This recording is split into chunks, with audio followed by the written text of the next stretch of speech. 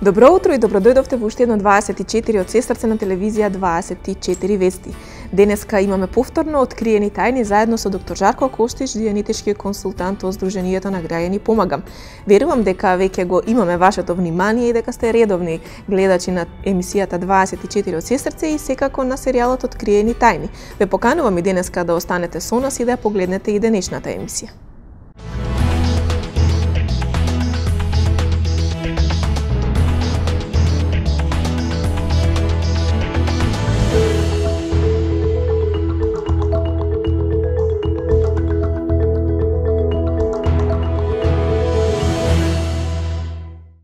Како да го зголемиме нашиот успех е темата на денешната Откриени тајни заедно со мене Сања Савеска и секако доктор Жарко Коштич, дијанетички консултант од Сдруженијето на граѓани Помагам.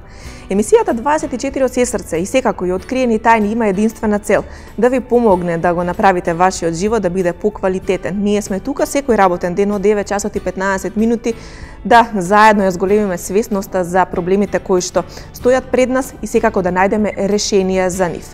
Како да го зголемиме нашиот успех е тема која што верувам дека ќе го привлече и задржи вашето внимание пред ТВ екраните.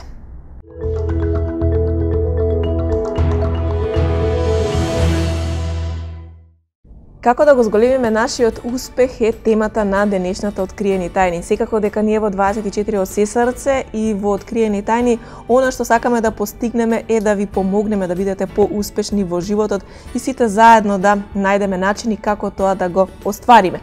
Денес имаме навистина интересна тема, вие сте подготвени пред ТВ екраните, а ние започнуваме.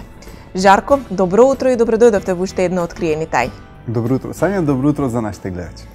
Во денешната емисија остваруваме една секако од целите на нашиот серијал, а тоа е како на луѓето да им помогнеме да бидат поуспешни, да имаат поквалитетен живот и во сите претходни емисии всушност ние и на такви теми разговараме и денеска повторно имаме таква тема која што отвара многу видици како луѓето да бидат поуспешни и како да го пронајдат нели начинот до успехот. Што би ни кажале вие денеска за самиот почеток на денешната Откриени тајни? Од што зависи успехот? Во сите од овој серијал на емисии на Откриени тајни се обидуваме да откриеме по некоја тајна од животот со која што ќе ни помогне да бидеме поуспешни во нашиот живот. Се надеваме дека помагаме и дека откриваме секогаш некој податок, некоја тајна за животот кој што нашите гледачи успеваат да искористат по секојдневието за да баш бидат поуспешни. Денеска ќе збориме конкретно за доста работи кои што во кога ги примениме дефинитивно би ни го подобриле нашиот успех. Мислам дека најдобро би било да почнеме со нешто кое што спомнавме многу на почеток. Некој од првите наши емисии беше тоа кога зборевме за целите. И во една од тие емисии спомнав дека успешните луѓе ја прилагодуваат околината на себе, а дека неуспешните луѓе се прилагодуваат на околината. Видите, ако го разгледаме тоа како податок, ќе видиме колку е интересно и дека навистина е така. Ако кажеме дека успешните луѓе ја прилагодуваат околината на себе, и ако во историјата тргнеме од сите успешни луѓе кои што биле, ќе видите дека сите тие имале некаква идеја, дека нештото претходно не постоело и поради нив нештата постојат во сегашноста, но секогаш тргнало со некоја идеја. Дали е тоа некој кој што го измислил Facebook, дали Никола Тесла во врска со струјата, дали се било кои иноватори, било кои луѓе кои ќе видите кои што се успешни, едноставно не се согласиле на нештото како што постои и сакале да го сменат. Ете, ние ги користиме на некој начин благодетите од некои луѓе кои што веќе измислиле нешто. Од некои луѓе кои што биле волни околината да ја прилагодат на себе. Ете, го смениле начинот на кој што физичкиот универзум или универзумот постоел, измислиле нешто ново и ја прилагодиле околината на таа нивна идеја. Фактички таа нивна идеја биле доволно храбри, доволно истрајни за да може да ја спроведат во физичкиот универзум.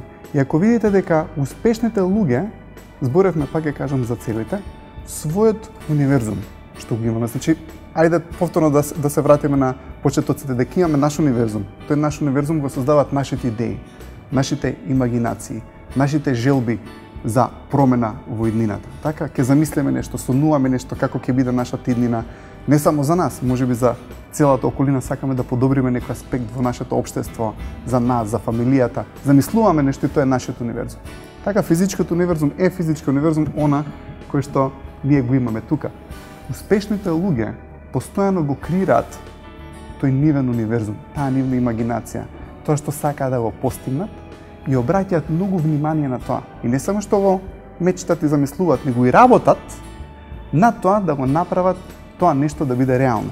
Кога ќе видите тие луѓе со нивните илузии, со нивните соништа, со нивните цели, го прилагодуваат, работејќи на тоа, физичкиот универзум на тоа ниво. Но исто така, честопати, самите ние и во други случаи, кога стануваме помалку креативни, фактички оно што го правиме, му даваме моќ на физичкиот универзум. Ние, како битие, сме секојаш помоќни од овој физички универзум. Гледате, од работата, од сето ова што се наоѓа околу нас е нешто кое што многу често не става во автоматизам. Бивајќи ставени во автоматизам, почнуваме да веруваме дека тоа нешто е поголем, има многу влијание врз нас. И однаш почнуваме да мислиме, чекај да трнам пари на страна ако ми се расипе бојлерот, ако ми се расипе колата. Зова, и гледате, почнувате да давате акцент на физичкиот универзум. Забораваме за нашиот универзум. Ете, успешните луѓе го контролираат физичкиот универзум на тој начин што го креираат својот универзум. Ако ние секогаш даваме акцент на тоа што веќе постои и не сакаме да направиме некоја промена, некоја еволуција во нашиот живот или во врска со нешто, не можеме ни да имаме еволуција. Така да успешните луѓе секогаш тргнале со идеја, направиле нешто кое што не било реално за тој момент, но сега е реалност која што сите останати луѓе, тоест ние ја живееме.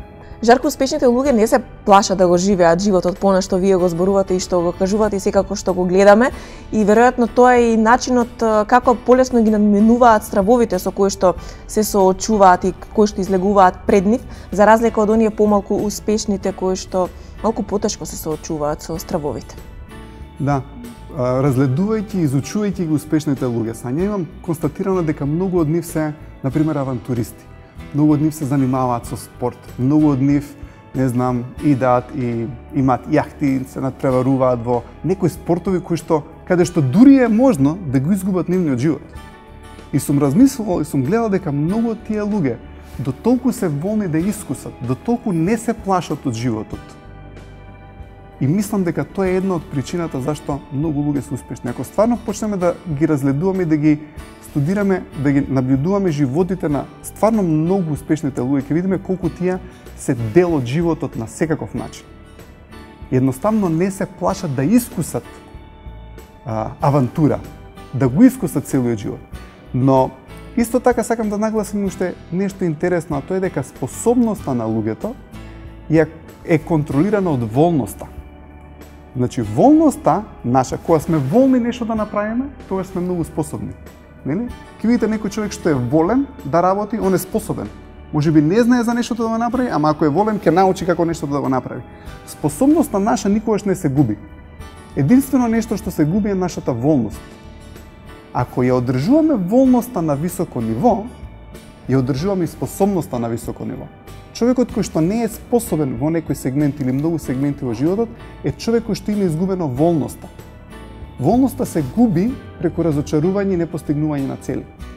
Ако имате цели и секогаш сте во комуникација со вашите цели и идете да ги остварите, и без разлика ако има стопови кон вашите цели, ги надминувате тие стопови, не обраќате внимание на препреките, не се разочарувате од неуспесите, него продолжувате да идете кон таа насока, тогаш волноста расте и се одржува. Со тоа се зголемува и способноста. Но во основа на сето ова има уште една по-основна работа, тоа е волноста да се соочува. Видите, ако сакаме да се справиме со било што во животот, прво нешто што мораме да развиеме како способност е способноста да се соочиме со тоа нешто. Ако сакаме да се справиме со фотелјата и ако сакаме да ја поместиме од едно на друго место, прво нешто што мораме да направиме е да се соочиме со фотелјата. Соочувањето со фотелјата ни дава способност да дојдеме до неа, да ја земеме и да ја преместиме на друга работа. Ако некој се пресече на прстот, замислете има човек што се плаши од крв. Едноставно не сака да се соочи со тоа. Гледате, не може да се справи со тоа нешто ако не се соочи. Имате некој друг кој што му е лесно да се соочи со крвта, доаѓа, се соочува, ќе го преврзе, тоа е тоа. Имате заболка и не сакате се соочите со заболекар. Така и колку одолговлечувате да се справите со тоа. Гледате, се се што со кое што човекот не се соочува, не може да се справи. Било кој проблем што човекот го има, постои се додека човекот не е волен целосно се соочи со тој проблем. Некојаш самото соочување не тера да искусуваме неубави емоции, но тоа е патот нагоре. Гледате, во спротивно идеме патот надоле. Патот нагоре е преко соочувањето, волноста се искусат и негативни емоции, но кога ќе ги искусите и продолжувате да соочите, тогаш имате нагорна линија кон успехот. Така да овие луѓе кои што се многу успешни, дефинитивно имаат голема способност да соочат препреки, да соочат изнаоѓање на решение и секако да соочат што е потребно, што треба да се направи за да се реализираат нивните цели. Жарко, дали кога нема да успееме во нашите цели и кога нема да реализираме се како што треба, знаеме да го вклучиме реактивниот ум и да го побараме него како оправдание? Точно е Сања, значи за сите наши гледачи кои што сега прв пат се вклучуваат на нашиот серијал Откриени тајни, сакам да објаснам дека умот фактички на човекот се состои од слики, како што камерата сега снима слики, така и умот снима слики на се што му се случува на човекот. Убавите моменти се снимени во еден дел од умот кој што викаме аналитичен ум. И пак ќе кажам, значи овие слики се слики во кои што се снимени мирис, допир, вкус, емоција, топлина, секоја сензација која што човекот ја чувствува во моментот е снимена во таа слика, баш како камерава што снима, само што во тие слики пак ќе кажам се снимен огромен број на сензации. Кога човекот доживува физичка болка или болна емоција, ке се повреди, не знам, доживува загуба, починал некој негов близок, не успеал, на испитот добил единица, не знам, се повредил, паднал од точак. Секоја физичка или пак физичка повреда или болна емоција предизвикува губење на нашата свесност, тогаш свесниот дел од умот или аналитичниот ум се гаси и тогаш умот продолжува да снима слики каде што се снимени болни искуства, физички болки или болни емоции, тие се снимаат во реактивниот ум. Значи реактивен ум го викаме така поради тоа што тој реагира. Имате дразба, реакција. Во дадени идни ситуации, ако има нешто слично во сегашноста, например некој дете паднало од точак во дадени услови и нареден пат кога ќе види точак или може ќе види некој дете како вози точак, може да му се реактивираат подсвесно тоа искуство од минатото каде што паднало, например, од точак или бил во болница, имал неубаво искуство во болница и сега ќе отиде во болница и самиот мирис на болница му ги реактивира тие негативни моменти од минатото, срцето му буе се поти, му се потат рацете и така натаму. Сега ова го објаснувам поради тоа што има еден феномен што луѓето го користат кога не се соочуваат со препреките. Гледате, овој реактивен ум е ум кој што секој човек од нас го има. И го вклучува околината. Кога имаме во околината слични сензации или перцепции, мирис на болница, сегашноста може да вклучи некое негативно искуство од минатото кога сме биле во болница. Може би некој му ваделе крајници или му ваделе зап и сега ќе отиде на стоматолог, самиот мирис му го реактивира тоа минато болно искуство. Но луѓето имаат тенденција сами да го вклучуваат овие неубави искуства од минатото или реактивниот ум како оправдание за некаков неуспех во својот живот. Имаме некоја препрека со која што не успеваме да се соочиме. И тогаш имаме тенденција сами да ги вклучиме овие болки од минатото. Може би имаме некој детенце кое што не е спремно за да го полага испитот и однаш ќе видите ќе се разболи. Гледате, не е способно да го соочи тоа и го вклучува реактивниот ум, се разболува, ги вклучува овие негативни емоции, почнува да драматизира поради тоа што има некоја препрека во животот која што не успева да ја надмине и вклучувањето на реактивниот ум и негативното чувствување во тој момент е оправдание дека ете поради тоа не можам да го положам испитот, па сум болен и имам температура. Гледате, се разболив. Со 39 температура кој може да учи? Така, и однаш и родителите не му замеруваат поради тоа што има некоја препрека, но таа препрека тој ја вклучува. Или имате ситуација, не знам, имате некој кошаркар кој што си го повредил коленото, има болка од коленото од минатото. И сега имате густа ситуација каде што он е еден од играчите кој што треба да ја реши ситуацијата, но кога и да е густо со противничката екипа, малку некој ќе го добре по колено и однаш он почнува да го преувеличува тоа, го драматизира, видите, за да не е он одговорен во случај да може би изгуба. Гледате, кога имаме во животот ситуации кога се соочуваме со некои проблеми во животот, каде што треба ние да сме одговорни за тоа, почнуваме да го вклучуваме реактивниот ум за да ни даде оправдание, за да се оправдаме и себе си и на другите дека па не успеав да се соочам со тоа, поради тоа што гледате имам повреда. Или на работа имате некоја итна стресна ситуација, тогаш луѓето многу често се разболуваат. Гледате, тоа е оправдание дека не успеваме да се соочиме. тоа е многу битно да се разбере, поради тоа што секогаш многу често луѓето ако се разболат или имаат вакви проблеми, може да ги прашате што претходно не успеа да соочиш.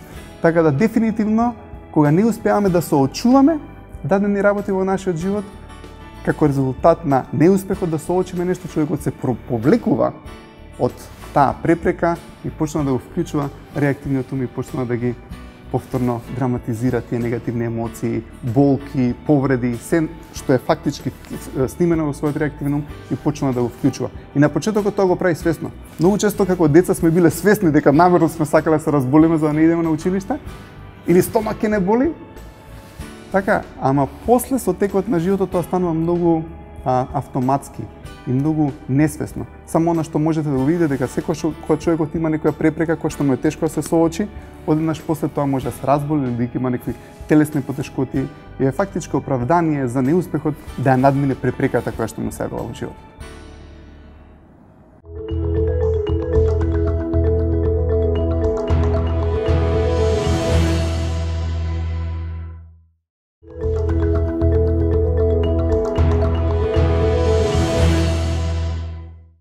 Продолжуваме со разговорот на денешната тема. Денеска во 24 од сестрци и откриени тајни зборуваме за начинот како да го зголемиме нашиот успех. Верувам дека веќе го привлековме вашето внимание и затоа сме тука да продолжиме понатаму со разговорот. Жарко, зборуваме за промени и како да направиме промени во животот, но зошто често се случува кога нешто ќе сакаме да промениме и ќе поставиме некоја цел, во тој момент ни се јавуваат многу проблеми и се чини како целиот универзум се да се свртело против нас и да не можеме да стигнеме на едноставен начин до целта. Има еден интересен феномен во овој наш физички универзум. Секогаш кога ќе почнете да внесувате ред во нешто, прво нешто што излага хаосот и конфузијата.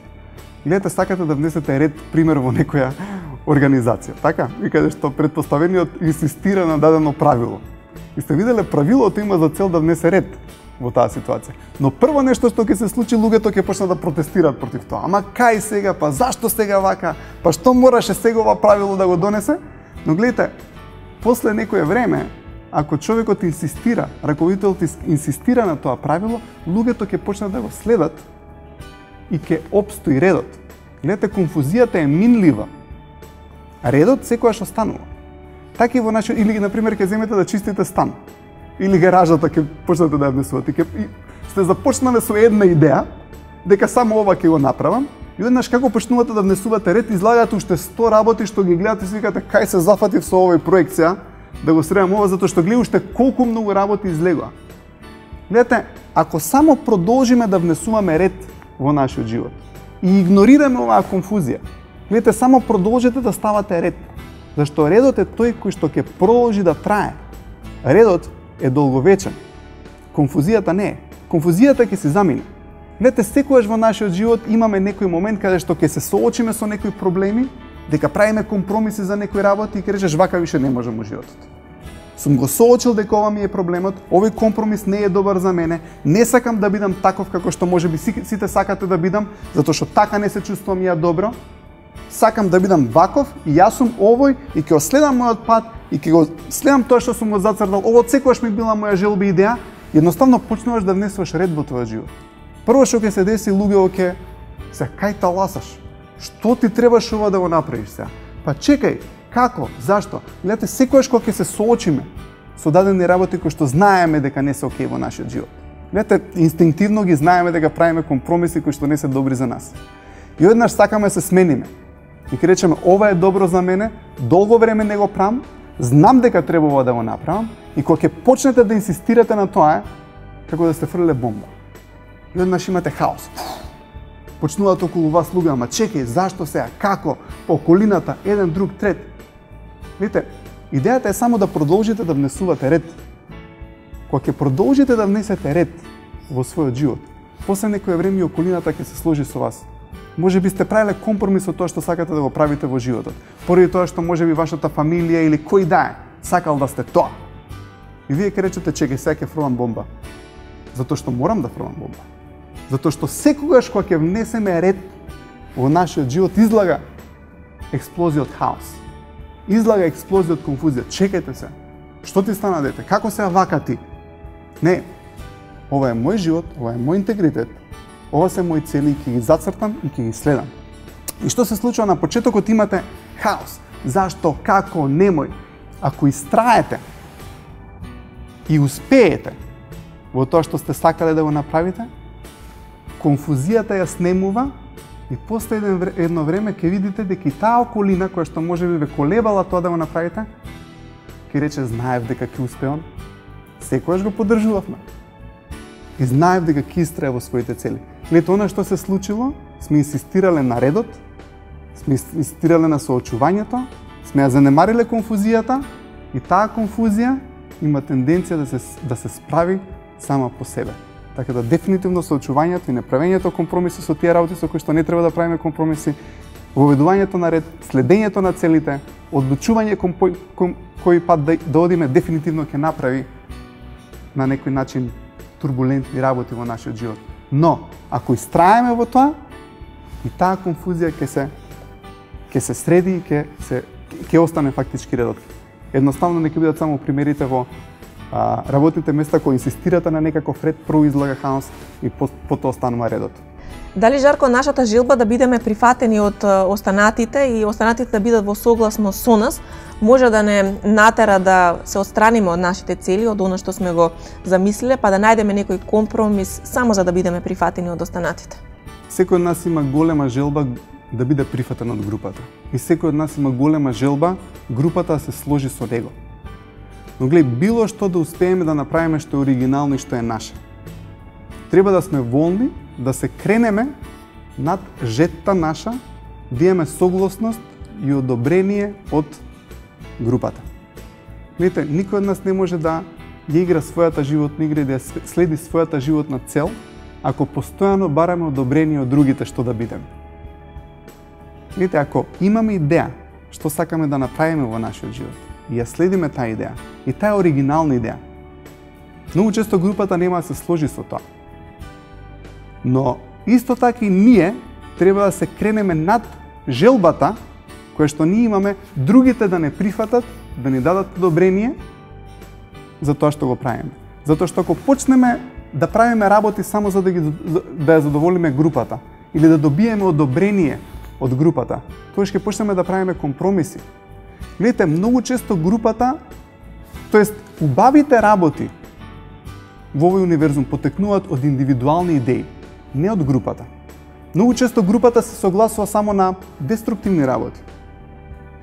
Гледате, некојаш ќе почнете да зборите со цела група за некоја конструктивна идеја и ќе излезе еден човек кој што нема да се сложи со тоа и ќе ги зарази останатите ако сте ги виделе.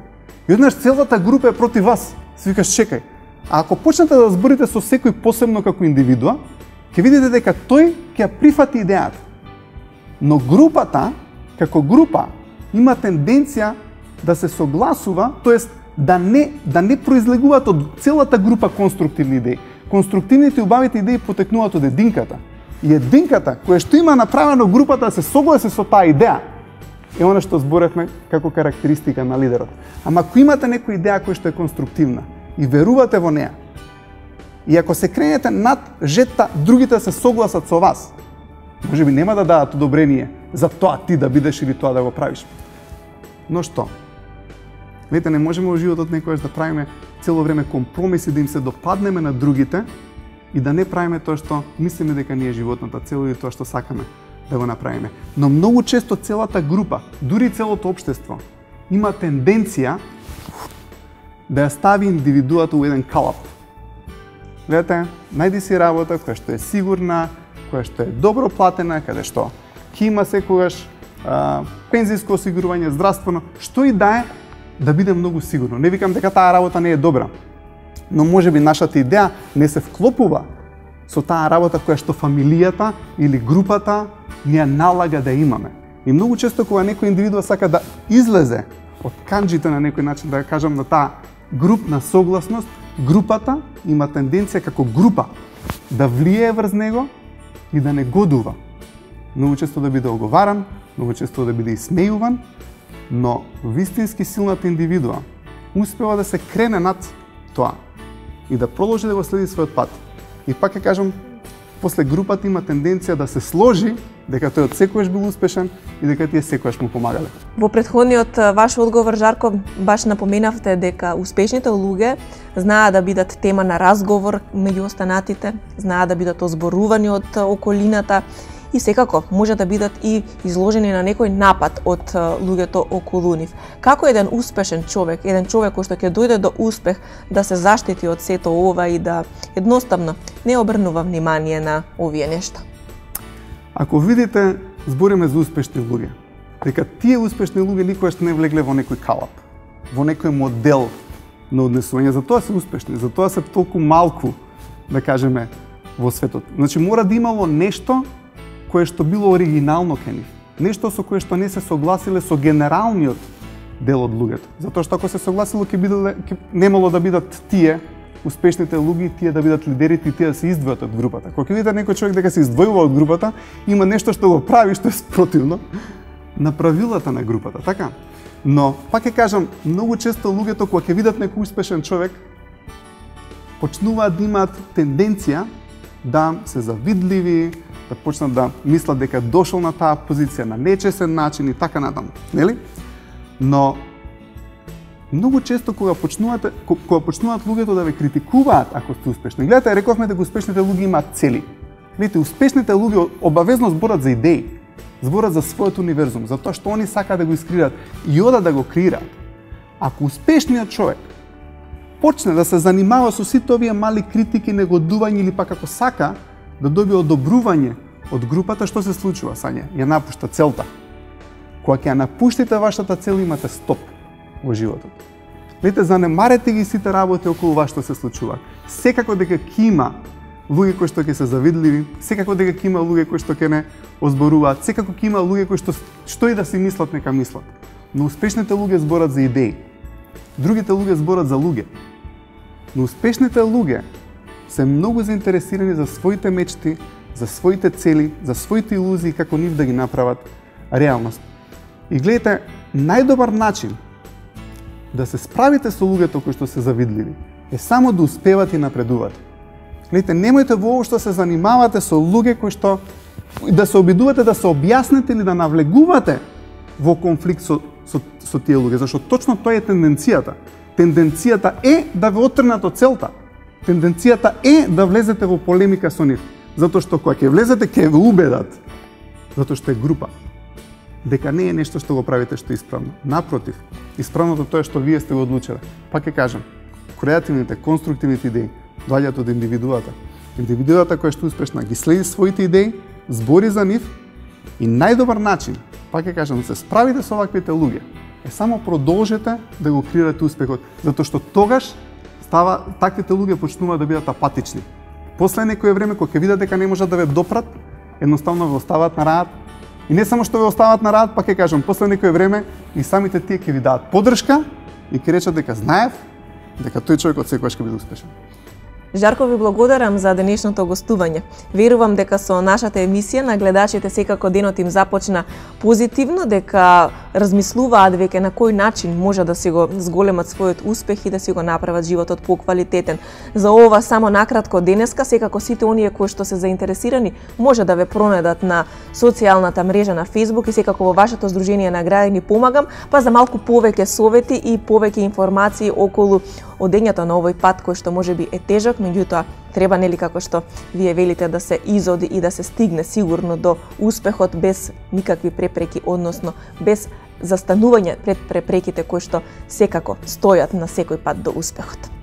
Благодарам, Сања, на тебе, благодарам за нашите гледачи и ви посакувам да бидете успешни, да ги следите своите цели, да имате што повеќе идеи, да ги следите, да ги остварите и на еден начин да се кренете над стрвта да имаме согласност некогаш од околината. Затоа што не секогаш значи дека околината или групата има подобри и поконструктивни идеи од нас. Не, значи нашите идеи се вистина, се креативни, конструктивни, само следете ги. Никој не рекол дека патот до успехот е лесен, но дефинитивно вреди да се изведи.